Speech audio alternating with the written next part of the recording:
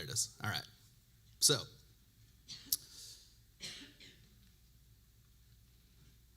we've secured a location. It's a 35-story condo overlooking the Atlantic Ocean that's been donated to us by a wealthy benefactor who completely understands the mission.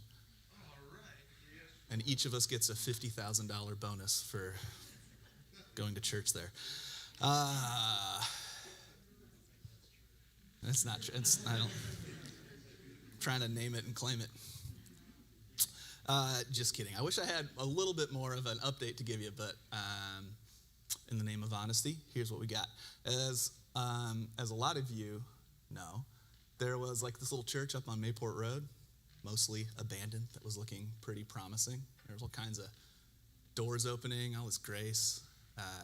We got as far as having a key and a lease drafted up.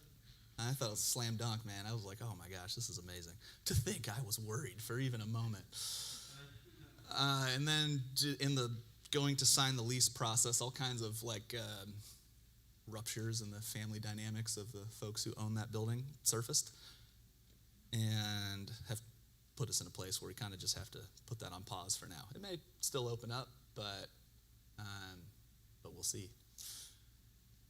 So we got one other location that has shown some promise that we're going to take a closer look at this week. So hopefully next week I'll have a little bit more practical information. But I'll say this.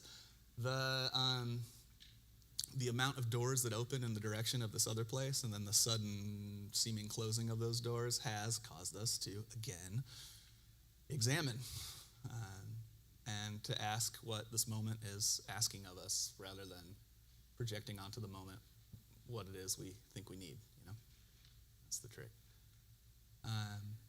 And so, that's what we're doing. I think there's a chance that this other location, we go look at it, it seems good to us, and we can move towards it and keep something of the form that we're familiar with, and that'd be great.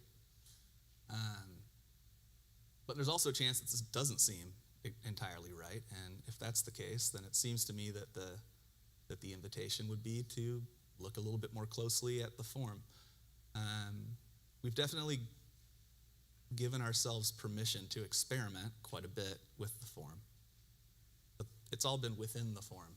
So what we're attempting to discern, and by we I mean us, like all of us here, attempting to discern what, are we being asked to let go of the form entirely? Because a lot of times that's how it works, is it not? You don't get to see what's new until you let go of what's old. And you just want to know what's coming so that you feel safe to let go of what's familiar. And a lot of times it doesn't work that way. It's resurrection is preceded by death, though we would like to circumvent death and have come up with all kinds of fancy practical and theological reasons why we get a pass on it. But it's not the path that Jesus laid out, and it's not the one that we're walking, and we're trying to walk it with as much honesty and integrity as we can. So stay tuned. I'll tell you this, if you're curious. Even with all the fatigue and confusion, and even with some of the weight of these last few years, some of the uncertainty and, strain in this area and that, I've been a pastor for long enough, and I've been to enough conferences that I've come to know the burnt out pastor archetype pretty well. I've met thousands of them. And I'm not that. I've got this fire in my belly still. And I've also been a part of things where I've thought, this probably just needs to die. Like, we got to take this thing off of life support. And that's not my impression of where we are either. So it makes the moment extra curious, which just means we got to pay closer attention. So join me. Join us in paying attention. Practically speaking, we're looking at another location. It will cost money to rent it. It's not that condo thing I told you about earlier. And so if you're wondering how you can help practically, if you believe in this place, if you feel like you're a part of it through the transition, and you already are giving, then just please continue to do so. If you are a part of this and you feel like you're going to be with us through this next transition and you are currently not donating at all, I've just set up a reoccurring gift for whatever you can afford, $2.86, whatever. Pick a sacred angel number. and hit the reoccurring button, because we're going to have to know what we can afford, because one thing I cannot and will not do to me or you or any of us is continue living in the place of almost making it financially. You can't. So, be in prayer, be discerning, let me know what you think, and if you're able to give, please do. Should know more next week. All right. Yeah, you're welcome. Thanks for being here. Okay, let's, all right, here I go. Here's a transition for us. This Exodus sermon series that we're in the middle of, and we're about to hop into part 6, had been cooking up in my mind for a while, and I had the tagline of Exodus, like a roadmap to inner transformation. And then I started making the graphics, and as the week approached to launch the series, I got a call from the landlord who said, we're going to activate that 6-month termination notice. We found somebody who can pay more, that can move in. So you got 6 months. I'm sorry. And then I thought, what in the world? Okay, fine. So Exodus, outer movement, inner transformation.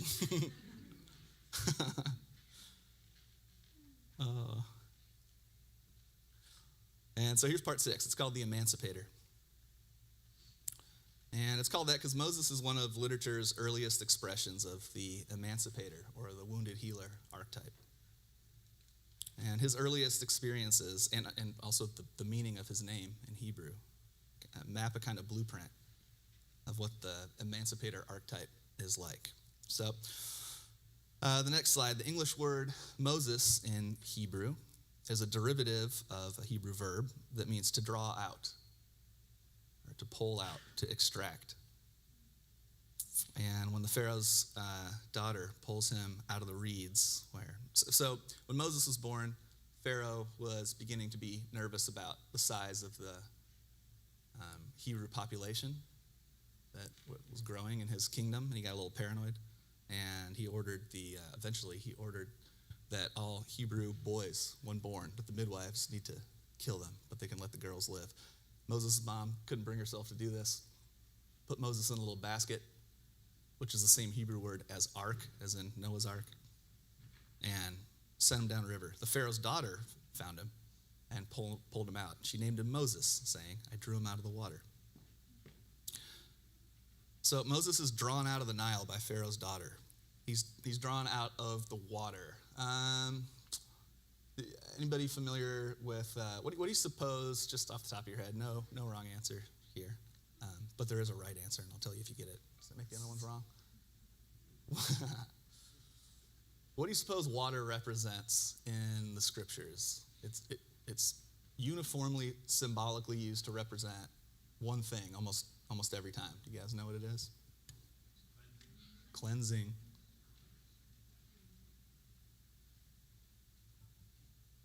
Yeah, I bet cleansing comes in second. Primarily, here, let's put these two together. Yes, cleansing is one. The other and the more prominent one is chaos. Haven't gone there yet. That's an interesting cleanse through chaos. Baptized in chaos. You ever been baptized in chaos? Welcome to middle age.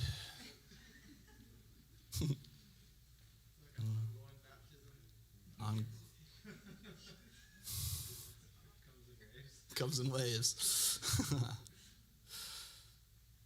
Yeah. So Moses' name means to be drawn out of chaos.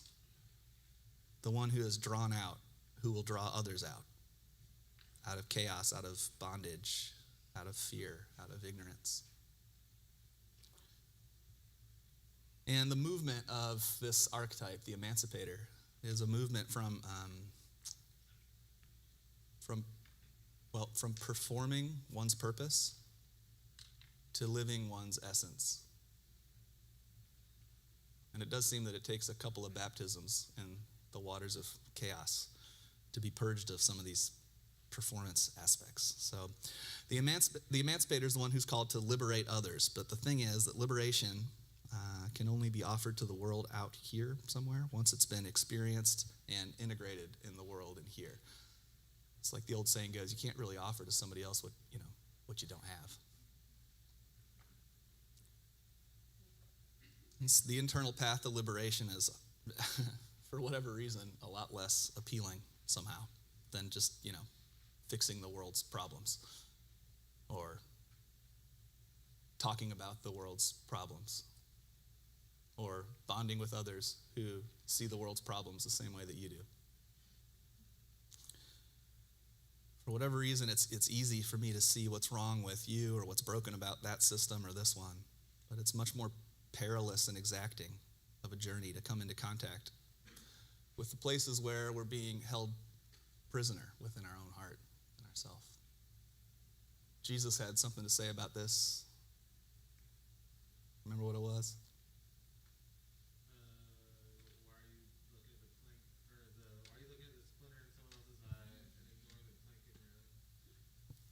Why are you looking at the splinter in your brother's eye while you ignore the fact you have like a log hanging out of your own eyeball? Right? I'm pretty sure this is like a first century Jewish joke. I bet it crushed when he first told it. So here's a poetic rendering of the same idea. Matthew 6, Jesus said something like this. Before you point, blink. Before you speak, make sure you see. Before you correct, confess. For what we call clear vision is often fogged by a pain that we don't want to name. So before you go to clean your neighbor's windows, maybe wash your hands and look closely. The smudge that you're so concerned about could be your own fingerprint or maybe your reflection. Begin there. Always begin there.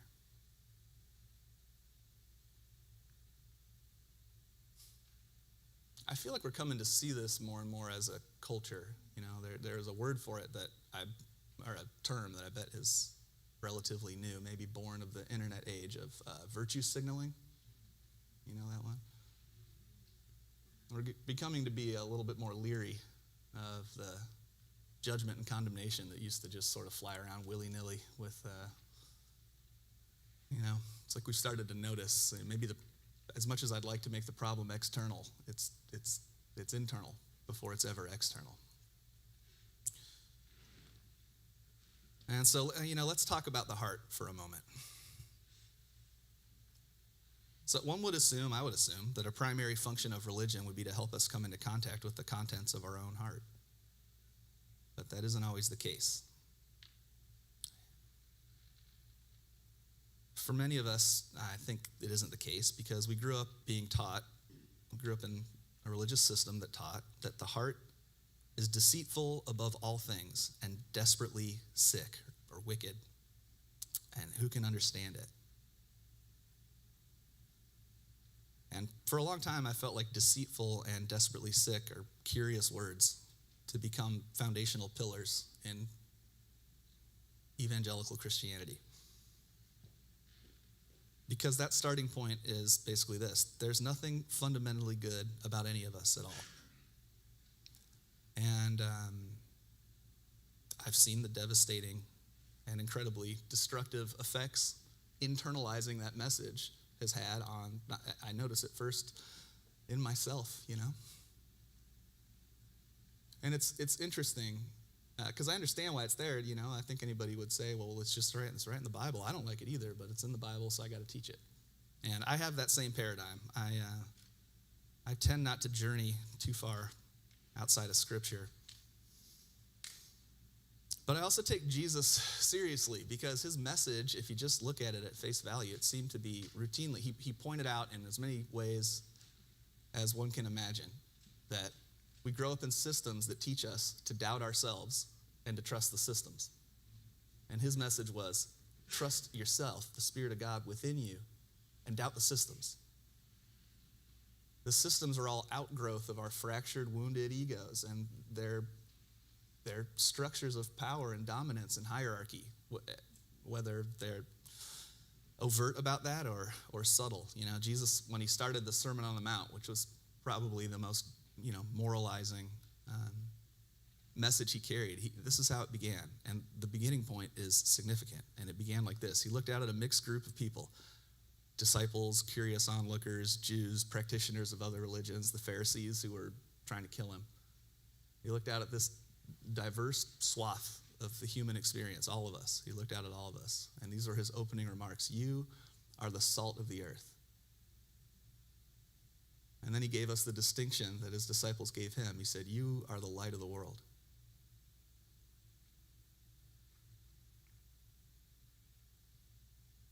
Do you feel resistance to accepting this? I grew up in a church tradition that dodged that wanted to make it all about Jesus when I feel like all the time Jesus was saying. It's, we're like, I wish God would give me an answer. And God's like, I wish you would listen to the answer. And you're like, I wish God would give me a sign. And God's like, I wish you would trust yourself enough to know that you're being led and guided whether you're paying attention or not.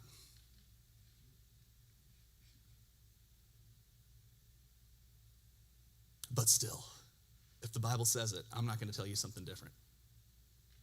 So I started investigating.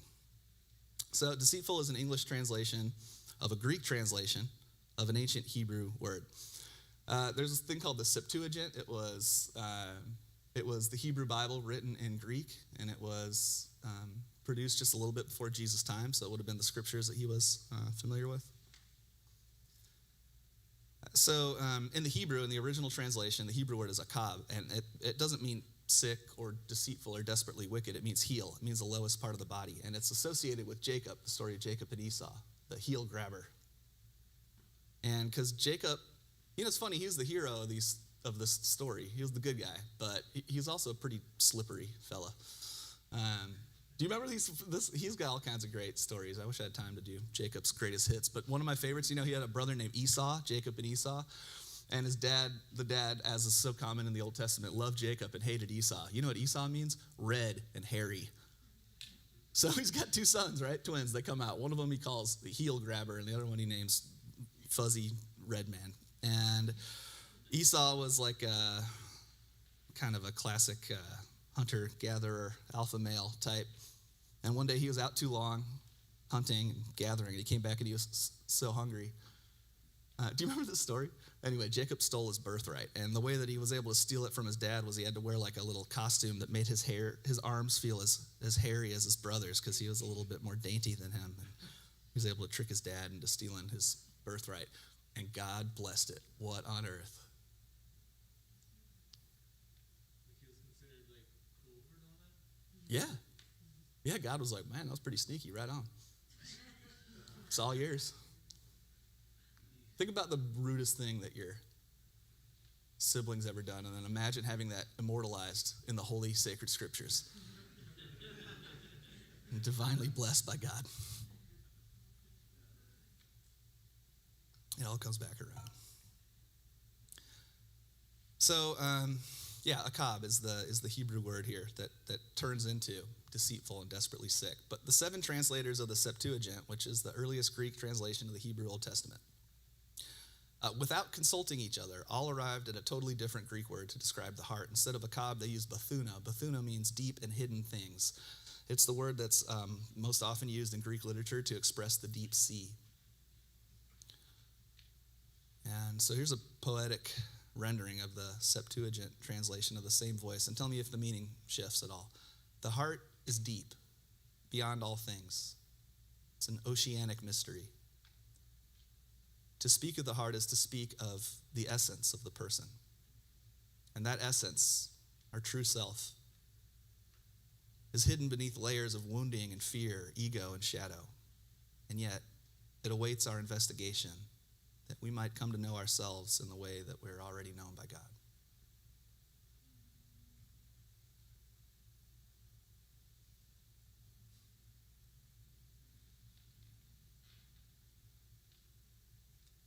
Our boys were really into Wildcrats and Nat Geo and learning all about animals, and they used to show me some of the creatures that live at the bottom of the sea, in the what's it called, Marianas Trench.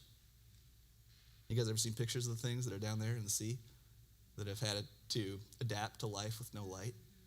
was actually in the caverns this week and looking at these crazy formations and just thinking, man, life takes a weird shape without access to light.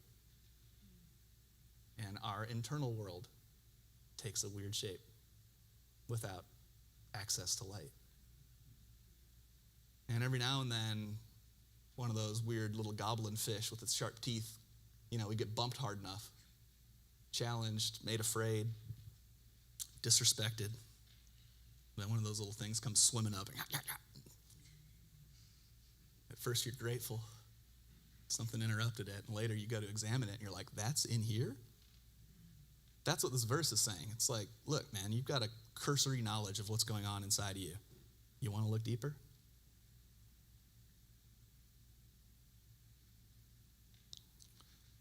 The very next verse in Jeremiah, verse 10,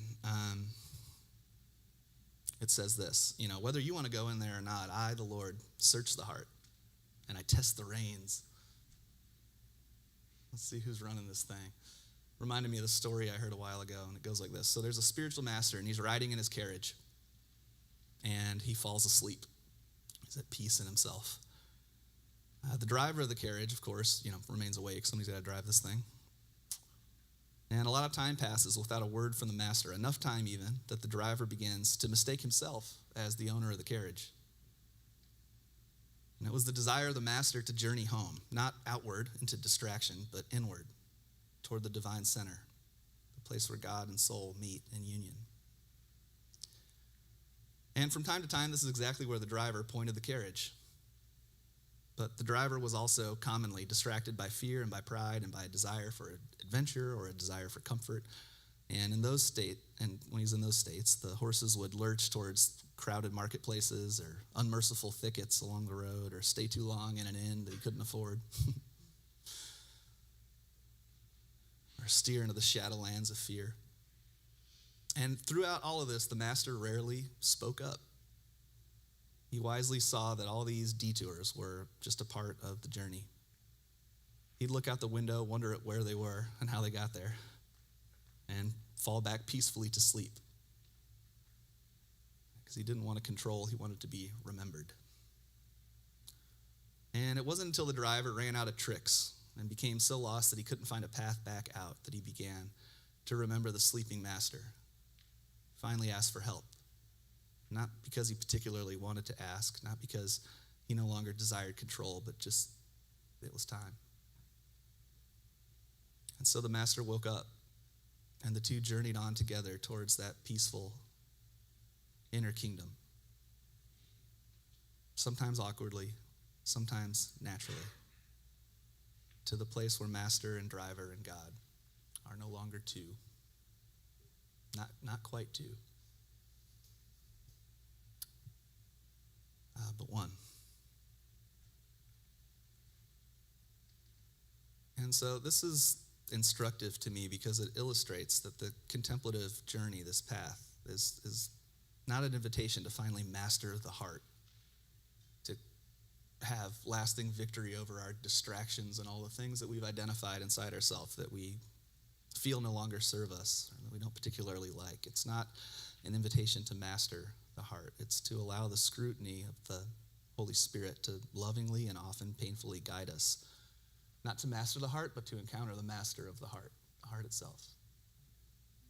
To let the mind descend into the heart. And to see how it feels to process reality from a different place than the one we're most familiar with. So the way this scripture's been presented to some of us makes us feel that the mystery within us is a threat, but it's not a threat. It's the place of genuine encounter. In this exchange with Moses in the burning bush, it's got this interesting phrasing. It says, there was a bush burning and it wasn't consumed, and Moses saw it, and he said to himself, I must go over and look at this bush. What a strange thing. And then the next line says, when God saw that Moses saw, he began to speak. It's this mutual recognition that God, as much as we'd like him to, sometimes refuses to interrupt our process, to correct us and to tell us what to do. But what God is eternally doing within each of us is waiting and observing us and waiting for us to see. And when we see, the congruence begins. Does that mean that all bushes are burning at all times? We're just not seeing it. Does that mean that all bushes are burning at all times and we're just not seeing it? Yeah, because it's a fire hazard, I feel like my initial response would be like, got to get some water, man. This thing might spread.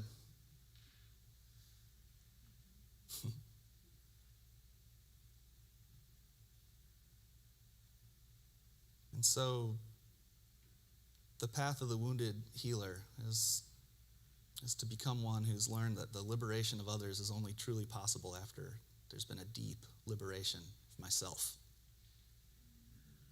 And that takes, well, at least in my case, a long time.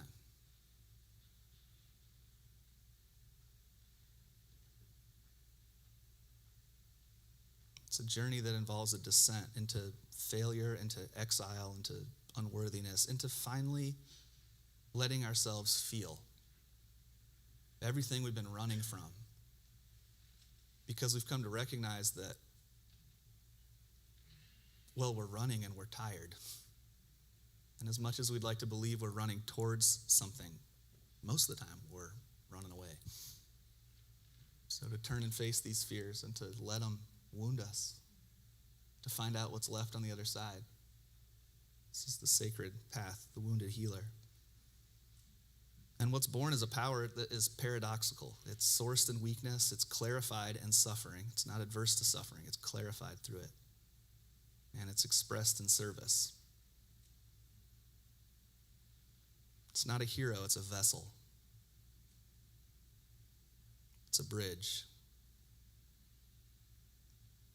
I was talking with Jess and Corey about being a bridge not that long ago, because that's been, I think for me and Jess, that's been our heart this whole time, is how can we be a bridge between worlds where people feel safe enough to express how it is they really feel, to bring as much of themselves forward as possible without the fear of judgment or being told that,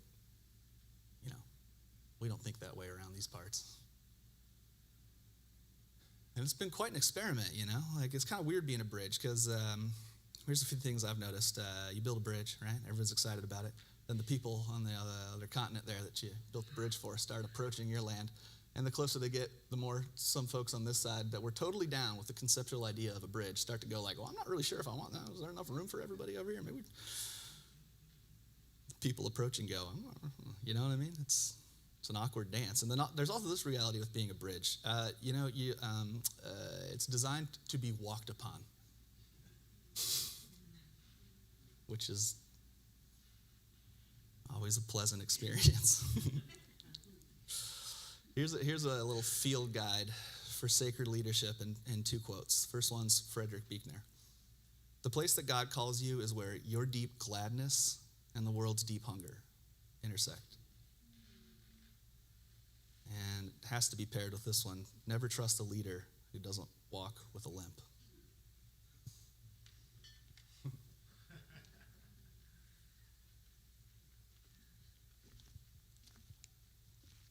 So Moses, he ended up in exile in a place called Midian, which means to contend with oneself. And the reason he got there was because he was called to be an emancipator, and he knew it. And one day he woke up to the injustice that the Hebrew people were suffering under the hands of these Egyptian taskmasters, and he took his calling into his own hands, and he murdered this taskmaster, and he buried him in the sand. He looked this way and that to make sure nobody would see what he was doing. He buried him. But word got out, and he ended up in exile, rejected by both his adopted people, the Egyptians, and by the Hebrew people who were really down with his methods. And this is exactly what happens when the ego finally finds its calling. If you've been waiting your whole life to discover your calling, then I think we can probably safely say, thank God I haven't discovered it yet, because if we're not ready to receive it, then we give the ego, my gosh, there's nothing that the ego gets more drunk on than divine purpose.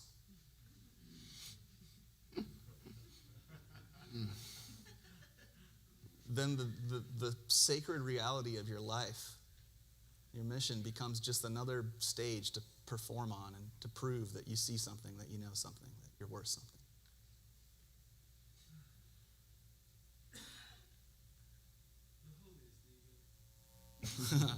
Yeah, right? So, oh, finally, I got the transmission. Now it's time for action. You know who that makes us the most like? Adolf Hitler. Yeah, sure, whoever. Fill in your favorite enemy. I read a quote from Adolf Hitler. I don't often read quotes from Adolf Hitler. And I'm not trying to say this to defend him. May the record reflect I would not like to be canceled quite yet. You know what he said? He had identified an enemy. He knew who the bad guys were. And he knew what he had to do to take care of his people. And he said he knew that God was with him on this mission.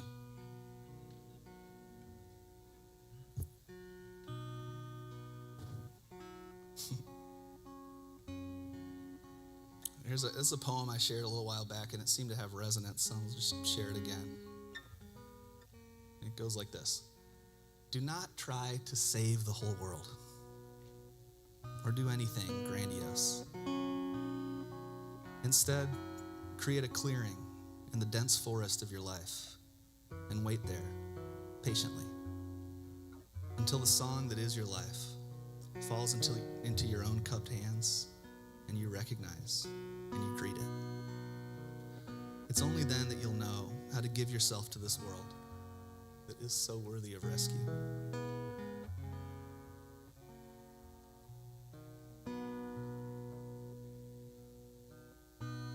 And out of this bush comes this voice that reveals a purpose that Moses had probably learned to give up on.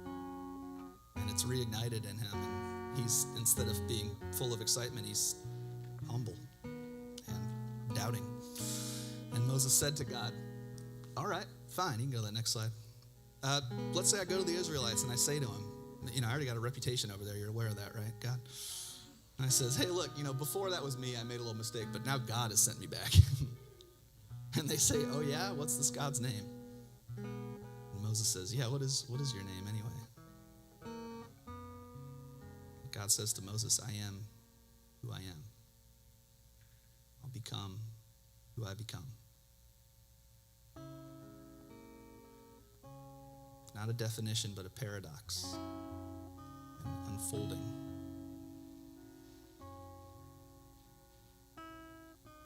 And the lesson there maybe is, what's that famous, who's the guy that said, I think, therefore I am? Descartes. It's a powerful statement. I think it needs to be reversed. I am, therefore I think. That's what is revealed to Moses, is a presence deeper than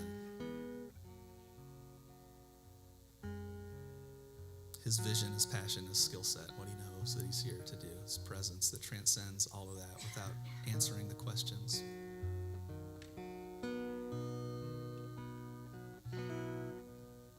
That reveals the sacred self that we are because God is.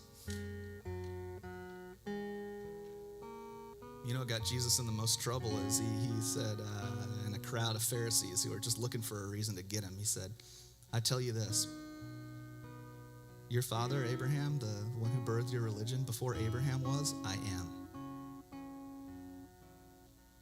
And they try to throw him off a cliff.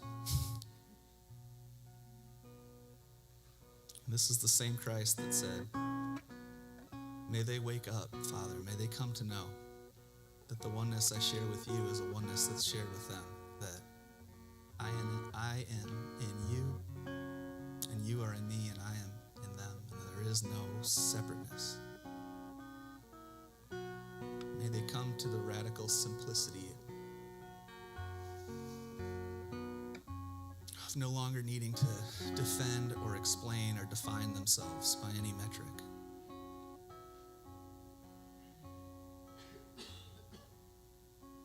To rest in the presence of God resting in us eternally and being. St. Paul wrote this. He said, your old life is dead. It's already dead. It's dead. It's gone.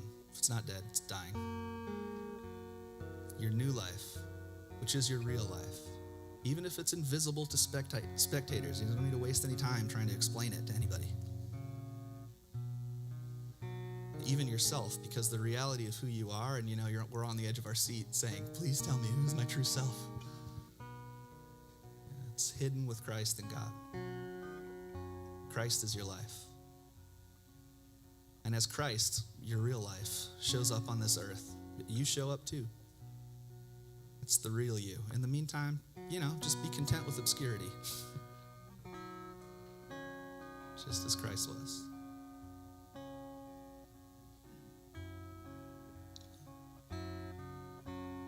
It's the last line, and we'll close with this. Jesus said, "Blessed are the poor in spirit, for the kingdom belongs to them." And we think, I can understand poor, materially, or blessed are the poor in their overinflated opinions about themselves. But the poor in spirit, I think we're supposed to be rich in spirit, are we not? What are we talking about here? And reflecting on this, Richard Rohr wrote, trapped people have to do what they think they want to do, whereas free people want to do what they know they have to do. And it might just take a little while to get there. It took Moses 40 years of solitude till he became finally free enough to want to do what he knew he had to do, and to recognize that it was too big for him. That's the point.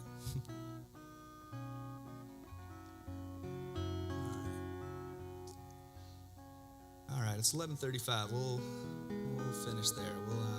You're welcome to hang and reflect for as long as you'd like. The table will be open with the elements. You're welcome to come and receive. If you got kids in the back, you probably ought to get them, but you can bring them back in here if you want. If you feel like chatting with pals, please do, but maybe head that way for it. We'll try to keep this space held for contemplation and reflection. So, hang as long as you'd like. When you go, do so in the peace of our Lord. Thanks for being here.